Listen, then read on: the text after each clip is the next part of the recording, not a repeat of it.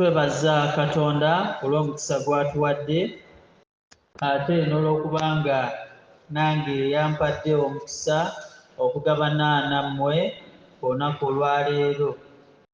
Febaani bakyolo naye olwaleero Mukama alonze ffe, kale twebaza aba Fathers Union olw'okutulowoozaako. Mwebale nnyo, mwebalire ddala. Nali neebuuza kye ŋŋenda okugabanako naffe. Omanyi bw'obanga obadde ogenda kugabanako ne banno ng'omanyi oluusi balina ne experience okukusinga bizibuwala. Ate bw'obanga ogenda okugabanako oluusi n'omuntu gw'omanyi nti ekintu akimanyi akiruddemu era bikola ki? Tebiba byangu nnyo. Naye neebaza Katonda, nali ŋŋenda kutunuulira kintu kirala, naye bwe twali tugabana ne bannaffe nga tuli mu kutunula mu program, bwe ntunuulira ebitundu bye tusomye olwaleero saavaawo. Ebitundu ye Baluumi 5 no Baluumi 8, ebbaluwa ya Pawulo eri Abaluumi essula ey'omunaana olunywero 12 tukoma ku lw'ekumi n'omukaaga. Ebigambo bino nga bigamba nti kale nno abooluganda tulina ebbanja, omubiri si gwe gutubanja okugobereranga omubiri, kubanga bwe munaagobereranga omubiri mugenda kufa.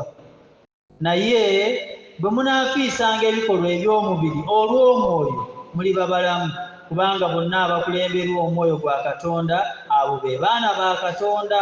Kubanga temwaweebwa nate mwoyo gwa buggu okutya, naye mwaweebwa omwoyo w'okufuuka abaana atukaabya nti Abba, Kitaffe. Omwoyo ennyini wamu n'omwoyo gwaffe ategeeza nga tuli baana ba Katonda. Bwe natunuulira ebigambo ebyo ne mmanya nti nno n'okuyitibwa okw'obufumbo obutukuvu Katonda yakola ki? Yakuyita. Ate bw'obanga wekkaanyizza omulamwa gw'omwaka tisimwe mwannonda nze, naye nze nabalonda ne mbateekawo mubalenga ebibala n'ebibala byammwe bibeerengawo. Olwo nno buli kye munaasabanga alyoke akole ki? Ne mmanya nti no bwe tunaaba kutambuza maka gaffe waliwo bye twetaaga okumanya, ate nga bye twetaaga okumanya bitambulira mu mwoyo wa Katonda. So bwe munaabanga mutambudde nga omubiri bwe gugamba mugenda kukola ki? Kufa. Nti abooluganda ffe abalina Katonda baawadde baasembuzzaako okubaako ne we tutuuka, aye tulwana kufuna bulamu butakola ki? Butaggwaawo. Era ne Matayo 7:15 nti mwekuumenga bannabbi ab'obulimba abajjira mu byambalo by'endiga gye muli, naye munda gy'emisege egikola ki? Ne ndowooza nti n'abamu ku ffe tugenda oluusi ne twambala kawai, tugenda ne twambala fathers, naye ng'ate munda tuli kiki? Bwe nakwanaganya ebigambo ebyo ngamba awo sivaawo, ndakutambulira Mukama ayogere naffe nga tutambulidde awo, nti muli bategeera ku bibala byabwe. Abantu banoga batya ezabbibu ku busaana, oba ettiini ku mwenyango? Bwe kityo buli muntu omulungi, buli omuti omulungi gubala bibala birungi, naye omuti omubi gubala bibala biki? Bibi. Omuti omulungi teguyinza kubala bibala bibi, so n'omuti omubi teguyinza kubala bibala birungi. Kitegeeza bwe guba mulungi gulina kuvaako biki? Bwe guba mubi gulina kuvaako biki? Buli muti ogubala ekibala ekirungi, buli muti ogutabala kibala kirungi bagutema bagusuula mu muliro, si gwe kufa? Ate nga ntanze nga manno ffe ffenna abafunye Mukama byatuwadde tulwana kuba na bulamu butakola ki? Butaggwaawo. Kale muli bategeera ku bibala byabwe. Buli muntu aŋŋamba nti Mukama wange si yaliyingira obwakabaka obw'omu ggulu, wabula akola kitange ali mu ggulu byakola ki? Byayagala. Ate nga ngenda okutunulamu bwe nti babonabona aba fathers n'aba mothers batera okujja mu kkanisa namita kitaffe aliwa etizano naffe tumuyita mukama wange muki mukama wange. Kale bwe natunuulira ebigambo ebyo ne ndowooza nti omutwe gwe mantambula nagwo gwegwo obufumbo obusanyusa Katonda. A marriage pleasing God oba a marriage pleasing to God. Era nina ebintu bitono buli kitundu nakikutte ku lwakyo nti bw'oba otunuulidde Baluumi 8:12-16 bw'obanga obyekkaanyiza bulungi mulimu ebivaayo ebyandibadde biraga obufumbo obusanyusa Katonda. Era bye ngenda okubanga mmenya okusinziira nga bwe nabirabye era bwe naaba mmaliriza nga nvaawo wano. Ekisooka nti obufumbo obw'abantu oba obufumbo obusanyusa Katonda abo ababulimu they live according to the spirit nti babubeeramu naye okubeeramu kwabwe kugoberera ennuŋŋame yaki y'omwoyo omutukuvu. Bombi balwana okulaba nti baluŋŋamizibwa omwoyo wa Katonda era batambulira wamu in harmony ng'ekibatambuliza wamu kulaba nti batuukiriza okwagala kwani okwagala kwa Katonda. That they walk in harmony okulaba nti they fulfill God's will. Ebyo nno biri mu nnyiriri ezo 12-14. Naye ate ababeera ekyokubiri ababeera mu bufumbo obusanyusa Katonda babeera transformed, abantu abakyusibwa nti bombi balwana okulaba nti bakyusibwa Kristo nga bajjako omuntu ow'edda n'enkola ez'edda ne bateekamu enkola empya. They put off the old patterns and put on new ones. Ennyiriri ezo 14-15 obanga abisomye ebigambo by'osobola okukola ki ojja nti Katonda bw'aba akwata obufumbo obutuukuvu kitegeeza owooluganda ogenda kulaba nti okyusibwa ky'obadde si ky'ogenda okuyingiza mu bufumbo obutukuvu. Ekyokusatu they are led by the spirit nti abo omwami n'omukyala balwana okunoonya okuluŋŋamizibwa n'amagezi agava ewa Katonda. Bw'onooba wekkaanyiza amagezi agava eri Katonda alina engeri gy'agannyonnyolako enjawulo ku magezi amalala gonna. Bikkula Yakobo ssula ya 2.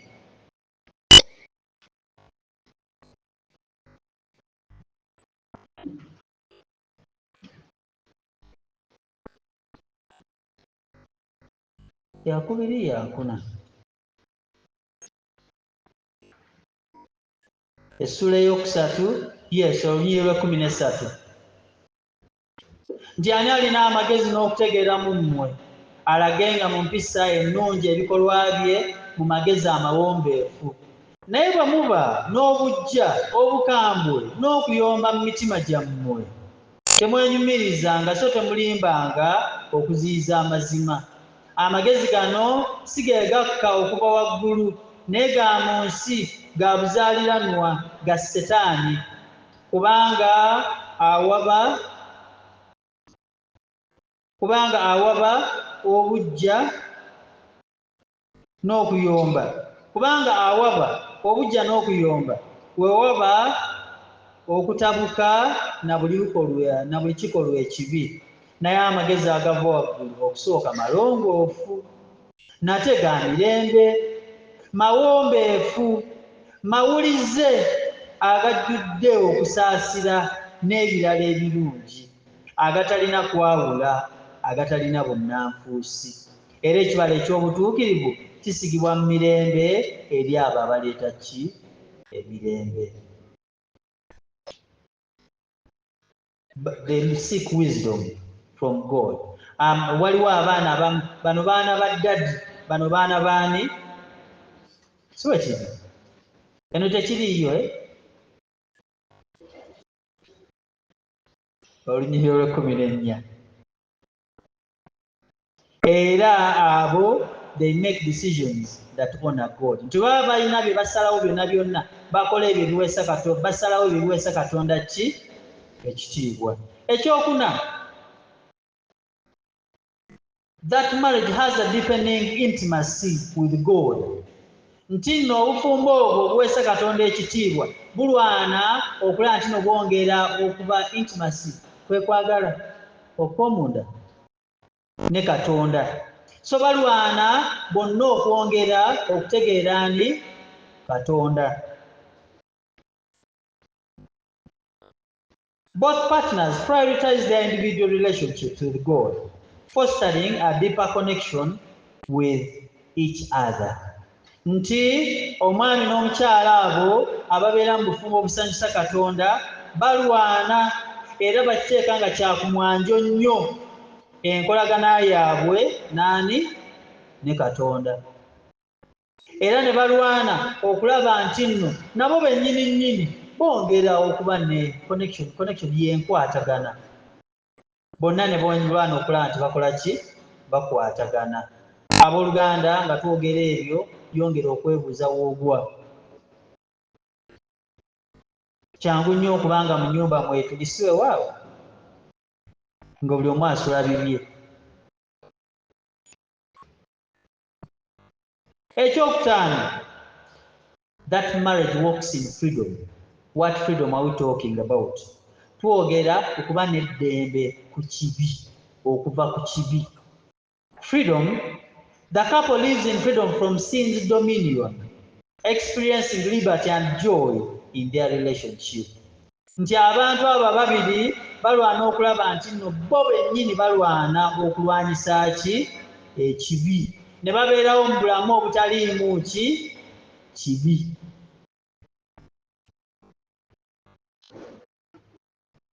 Ekyomukaaga, bafumiitiriza kwagala kwa Katonda. They reflect on God's love. Era ne balwana okulaba nti nno bongera okufumiitiriza ku kisa kya Katonda.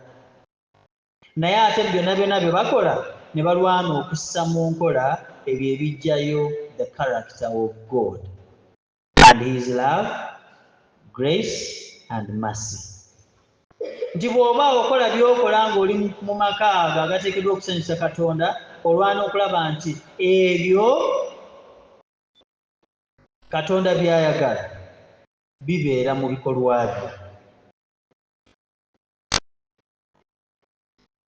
Jja kwekkaanya olunyiriri 15 ku lw'16.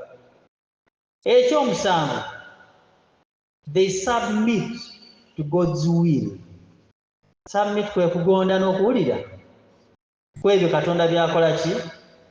Byayagala era byateeseteese. Kyangu nnyo okubanga oluusi ebijja mu bulamu bwaffe twekennyini obuusabuusa n'okubuusabuusa. Kati nga waliwo abamu oyinza okuba nga munno omwetegererezza emyaka nga kakano giweza 2, giri 15, naye nga ne bakugamba nti owange genda weeyanjule mu maaso ga Katonda olaba kikola ki?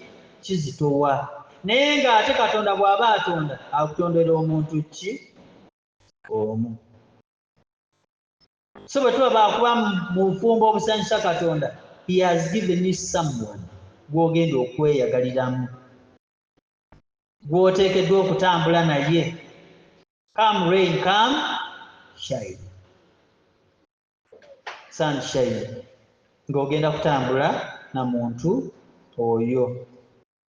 So the couple submits to God's plans and purposes, trusting in his sovereignty.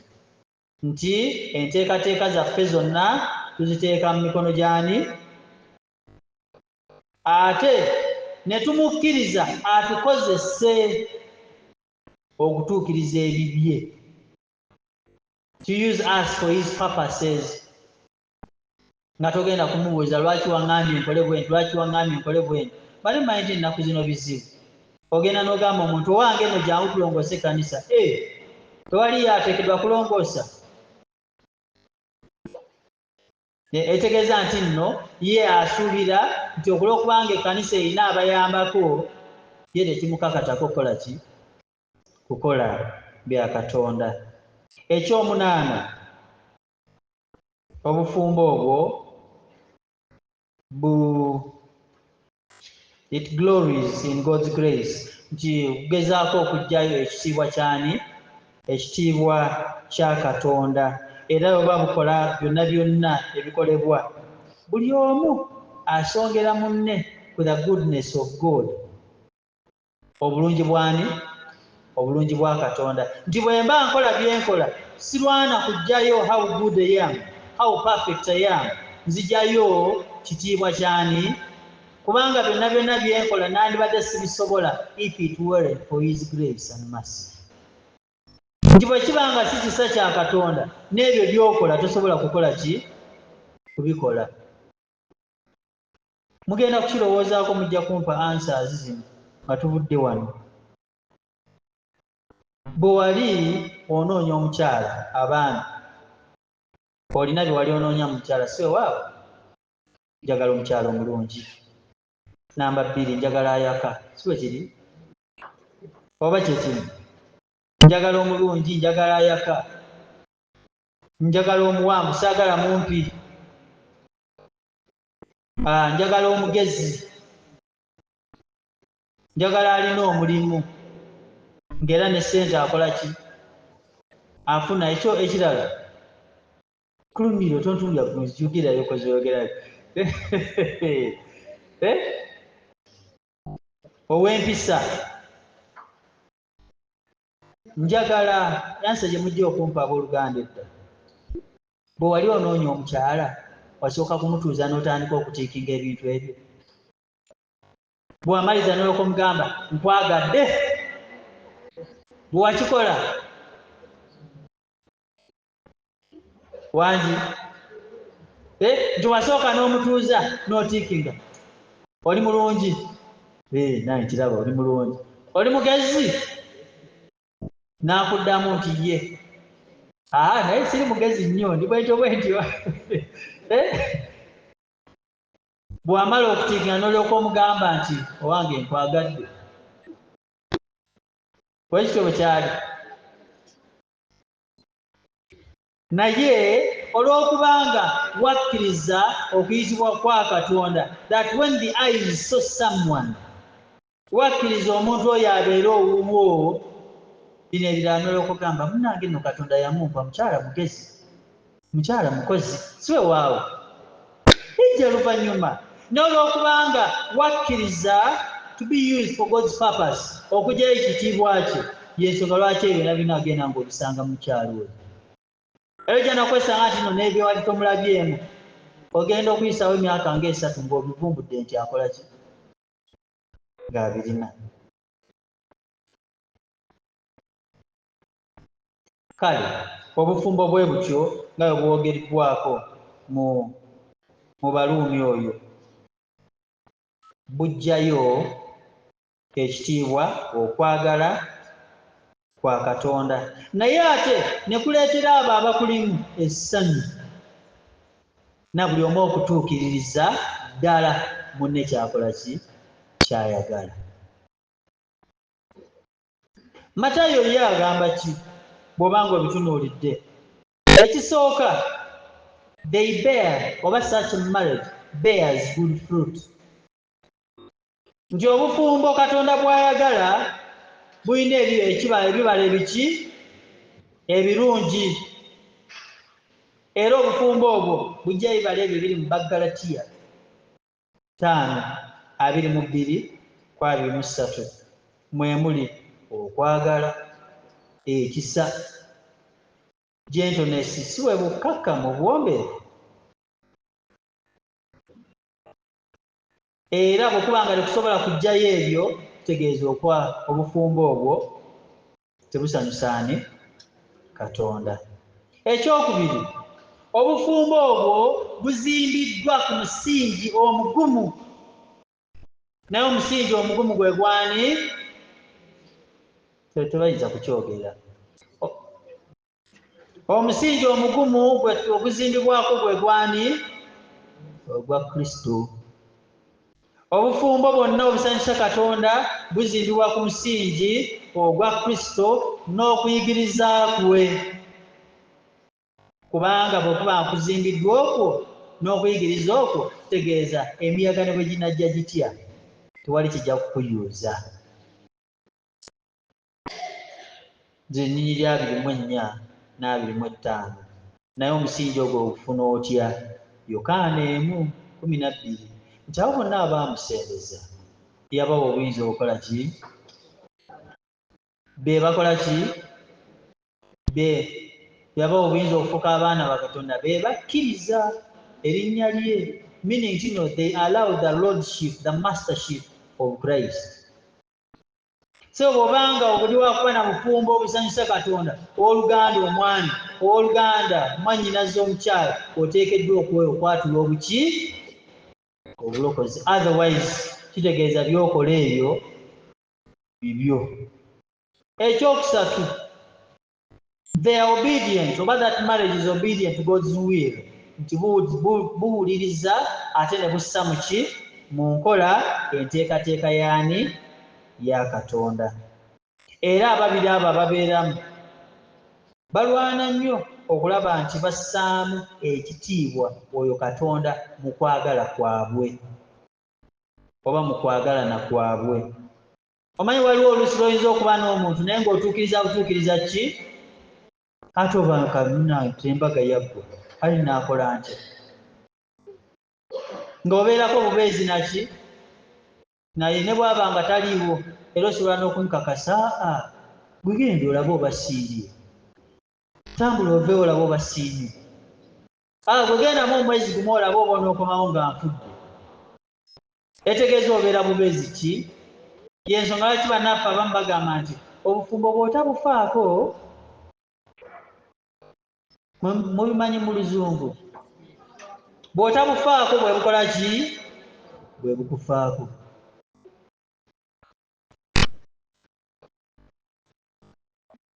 Ekyokuna nti abali mu bufumbo obusanyusa Katonda, they are authentic and genuine. Authentic kitegeeza nti no ekintu ekyo kikakasibwa. Genuine tekiriimu bukuusa anywhere, nti nga bw'okiraba awo bw'ogenda okukiraba eri, bw'ogenda okukisanga wa? Abooluganda abaami abali wano, Katonda atuwadde abakyala. Simanyi oba yo omukyala bali baabeeri gwe bamanyi, abeeri gwe bamanyi n'abeeri gwe bamanyi, kubanga Katonda officially gwe yakola ki? You need to be authentic and genuine, omuntu ataliimu bukuusa bunnanfuusi.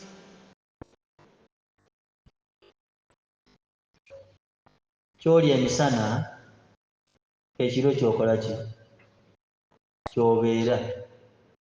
Ky'obeera mu kusenga ogunene, ky'obeera ne mu kasenga akaki?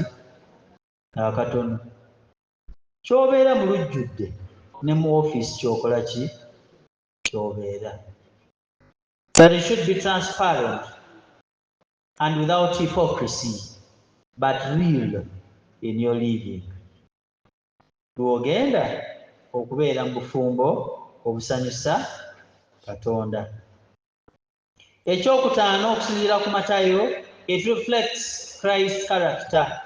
Nti obufumbo obwo obusanyusa Katonda bulina okuba nga bujjayo ekifaananyi kyani? Ekifaananyi kya Kristo.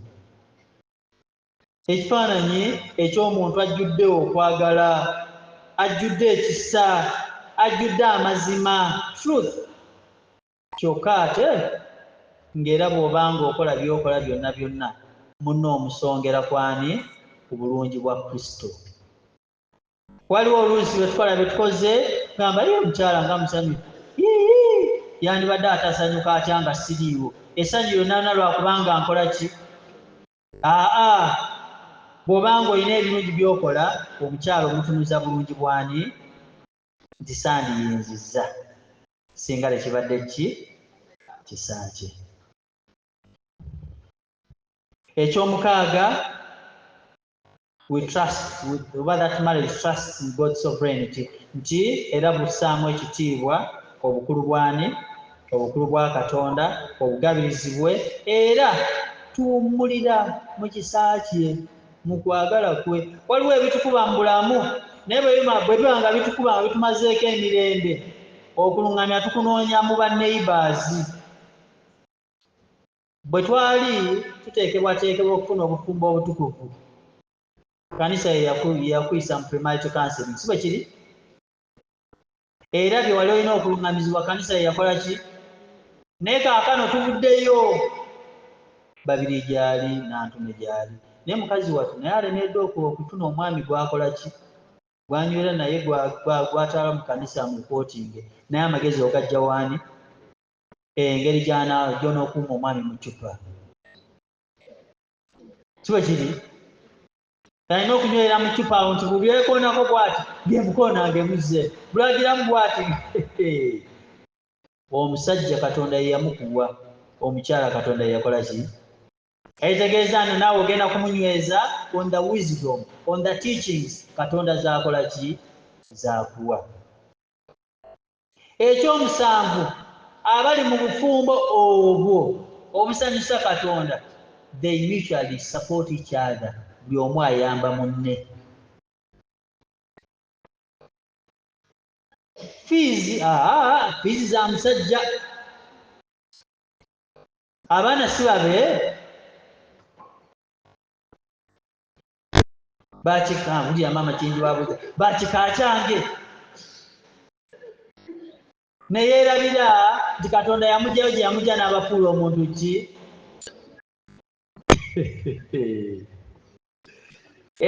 They support each other. Naye ate ak'enjawulo akalimu, olw'okuba nga mulimu buli omu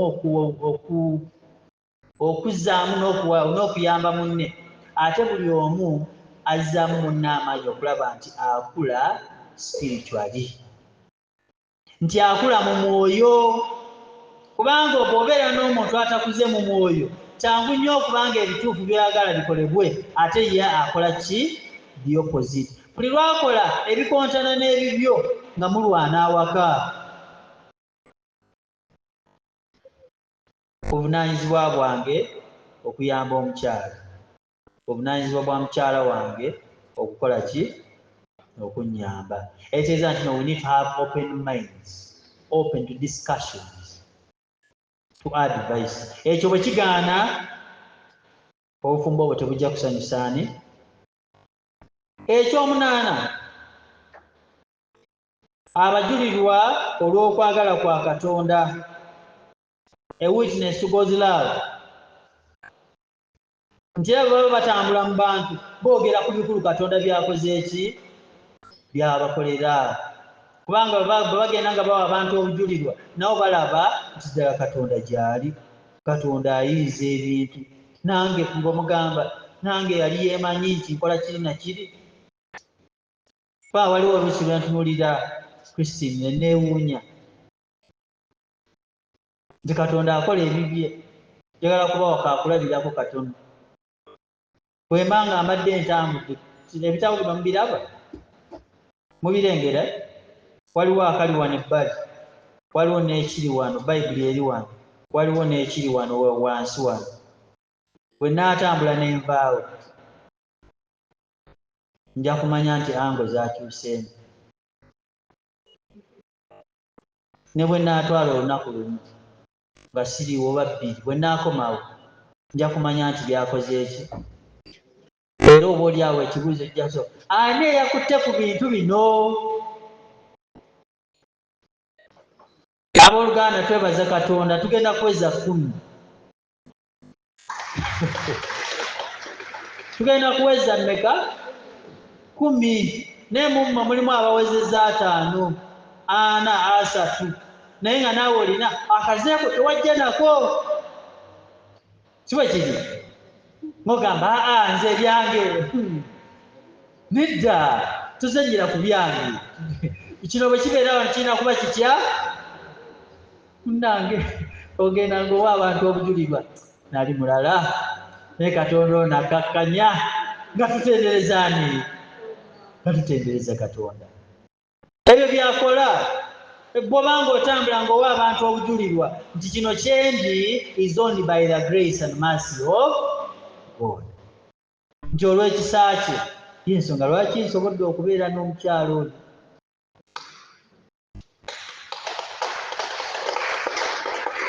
Otherwise kyobe nga bwe mumanyi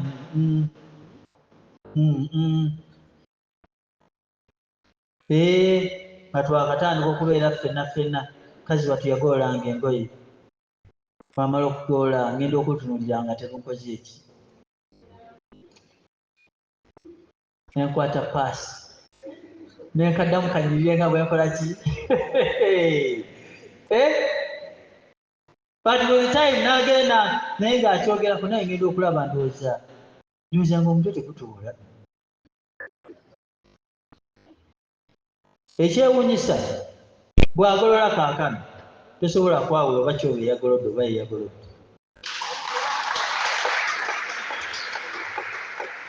Naye awatali kwagala tosobola kuba na bugumiikiriza, patience.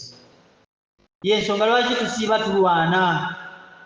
Buli omu asooza munne tobikola bw'oti mbyagala bwenti togira bw'oti naye ng'ate it is a matter of patience, kugumiikiriza. Ogenda okulaba munnange yali tasobola kukola nga bw'okaagala ng'akola ki.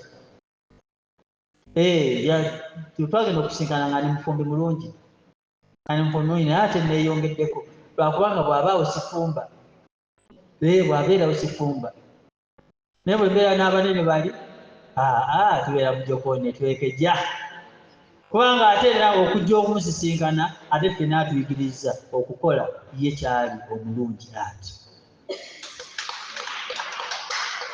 So abooluganda, bw'obanga toyina Katonda Kristo mu ggwe ebisinga bizibu kubanga wazaalibwa eri n'oli yazaalibwawa.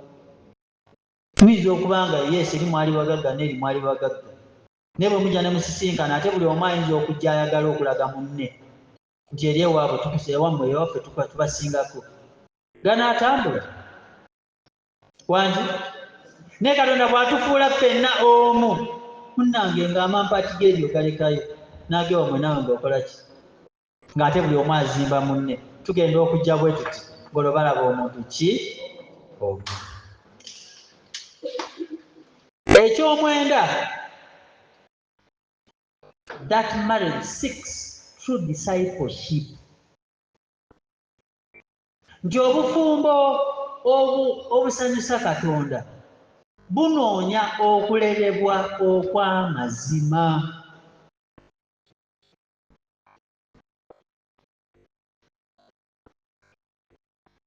Era nga bunoonya okulerebwa okw'amazima balwana okulaba nti okukkiriza kwabwe kuli mu bikolwa.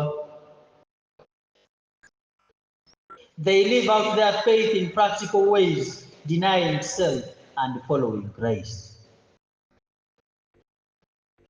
Kristo yekka yajja okuyigiriza bw'ogenda okutambula mu mazima kubanga ye bwe bulamu ly'ekkubo ge mazima. Bw'ofuna amazima ye Kristo, you will not fail. Na buno bwabadde bukulu ak'ekkumi omukyala mu maka ago agasanyusa Katonda awa omwami ekitiibwa era ayamba omwami we era alwana okuwagira obukulembeze bw'omwami ng'olwo atunuulidde obuyinza bw'ani? Obuyinza bwa Katonda. She respects and supports her husband's leadership, trusting in God's sovereignty and her husband's God-given roles. Nti omukyala ate teyeefuula mu ki? Mwami. N'omwami alwana okulaba nti bw'abeerawo ate teyeefuula mu ki? Mukyala. Matayo 7:12 agamba nti kolera abalala naawe kyagala okole ki? n'ate kiri mu Bakolinso n'agamba nti live according to your calling, nti bw'aba Katonda akuyise kubeera kino, beera as your calling is. Omukyala obuvunaanyizibwa bwange bwa njawulo n'obwami bwaki bwa njawulo. Buli omu alina okulwana okulaba nti atuukiriza obuvunaanyizibwa bwe, naye we bubeera nga tebusoboka, agambye muwagire, support that person, obuvunaanyizibwa obwakole ki abutuukirize. Eky'ekumi, omusajja mu maka ago abeera n'amagezi, should be wise and discerning, asobola okumanya ekituufu naki n'ekikyamu. Tatomera butomezi, tatambulira mu bandwagon, yeerowozza byateekeddwa okukola ki okukola, oba byateekeddwa okubeeramu ne byatateekeddwa kubeeramu. Olw'okubanga omusajja ye mutwe gw'amaka, etegeeza yasobola n'okuyigirizanga abaana n'okubaawulira the false teachings n'ebituufu ebiteekeddwa okukola ki okuyigirizibwa. Era alwana nnyo omwami okulaba nti afuna amazima agava eri ani? Agava eri Katonda. Saabwami bwe twebaliza Katonda tetujja ne mutukuŋŋaana mu kkanisa, though tugenda ne tunafuwa ne tutalabika nnyo, naye ate ffe tuteekeddwa okuluŋŋamya ki amaka. Ffe tuli mu kifo kya Kristo, tulina okusaba Katonda atuwa amaanyi okulaba nti tutuukiriza bye tuteekeddwa okukola ki okutuukiriza. N'ekisembayo kye nawandiise kyavudde mu Matayo, omwami ow'omu maka agasanyusa, obufumbo obusanyusa Katonda, loves and leads his wife. Omwami ali mu maka agasanyusa Katonda, ayagala era n'akulemberamu ki mukyala we.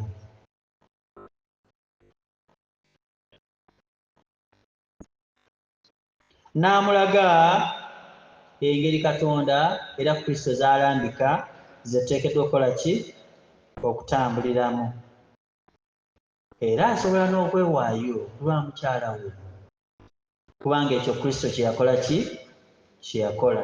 Ebyo ebigambo biri mu Befeso 5:25 okutuuka ku 33. Therefore, an exemplary marriage is a powerful witness to the world. Nti obufumbo bw'ekyokulabirako bujulirwa bw'amaanyi eri ki eri ensi, showcasing the beauty of a Christ-centered relationship and inspiring others to seek the same. Nti bwe kuba obufumbo obwo obw'okulabirako obw'ekyokulabirako bulaga obulungi obw'okubeera ne Kristo nga yentabiddo mu maka, ate era ne bukuleetera n'okwagazisa abalala ekyo kyokola ki ky'olimu. Okusaba kwange ku lunaku luno nga tujaguza Peetero, Mukama atubeere okwekebera bwe tuyimiridde, tugenda okuva mu lunaku luno nga tugenda kubeera bapeetero ab'ekyokulabirako, bapeetero abagenda okulera ekkanisa, bapeetero abagenda okukyusa eggwanga lino. Mu linnya lya Kitaffe n'Omwana n'Omwoyo Omutukuvu.